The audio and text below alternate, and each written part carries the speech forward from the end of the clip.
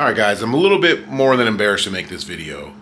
And the reason being is because about 3 years ago in January, I made a video giving you a tour of my garage, and I was all bright-eyed and bushy-tailed of what I was going to do to make this garage awesome and all the stuff I was going to do, and I didn't get much of it done. The only thing that's really changed is I bought more tools, hoarded more wood, and spilled a big can of stain, a full can of stain on my new garage floor. So this is it. This is my whole workshop right here. It's a single car garage. It's really small. It's not even much wider than the door. You can see my junk behind here. I've got wood stacked everywhere. My shelves are overstacked. One thing I did do was make this wood cart. I have a video on how to do it. I like it. It worked good for the time being, but it may take up more room than I wanted to. I didn't want to hang those right on the wall. I wanted to be able to move this in and out and into my other garage if I needed to clear space. So I put it on wheels, but I probably could have done it a little bit thinner. I wanted to put panel lumber behind it, so I pushed it out in a couple extra, like an extra foot off the wall. This was supposed to be for my stain storage, but I ended up stuffing other stuff in there. There's scrap wood. This is a baker's rack that I've been using. If you go back and look at the original video, it's not nearly as much stuff stuffed into it. This is my workbench. It's almost exactly as I built it, except I added in these sliding shelves. It's really just a sheet of particle board on a little track I made. It's where I store all my parts. One of the reasons it looks like this is I just came off a really busy Etsy season, and I'm not organized at all. I don't have enough storage space, so everything new that I get just gets stuck on top of something. Here, believe it or not, is my table saw. This is the same dead space corner I had 3 years ago.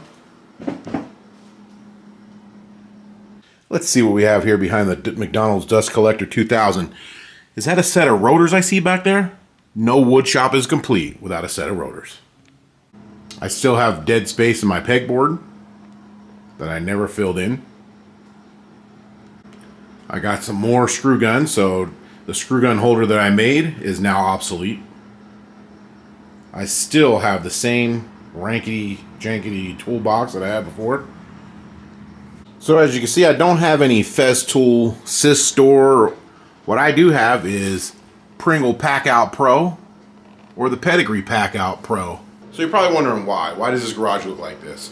One reason is indecisiveness. I cannot decide how I want to set this place up.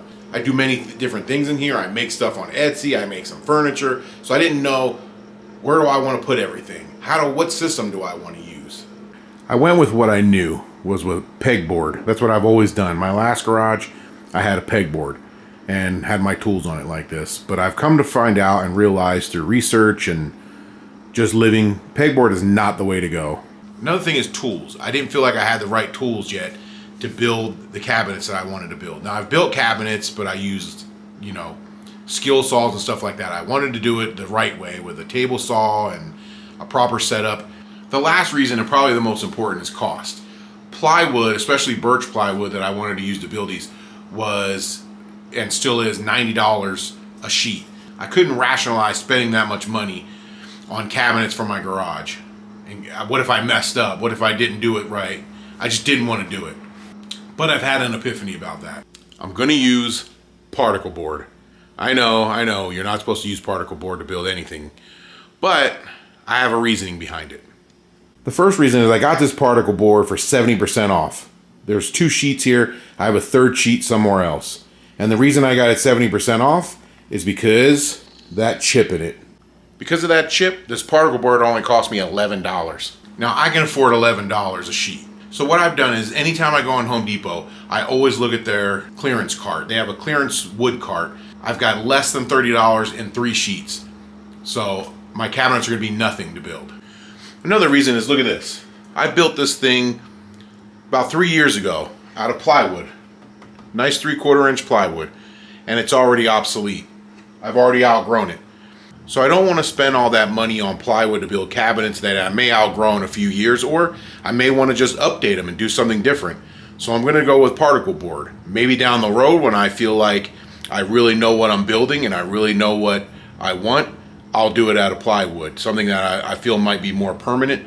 But until then, I'm just going to use particle board. So my New Year's resolution of this year is to get organized in my garage and get the stuff built that I say in this video. So hopefully I get it done. If not, you guys will be here hopefully next year and you can say, hey, where's all the stuff you said you were going to build? Your subscription could help this poor tool find a home. In the eyes of an angel.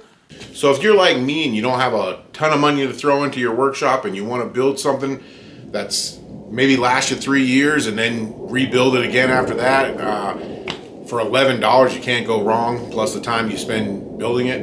If you want to get it, if you're in Pringle boxes and dog food boxes like I am for your storage system right now, then hit the subscribe, follow along, and we'll see where this goes. Get the building.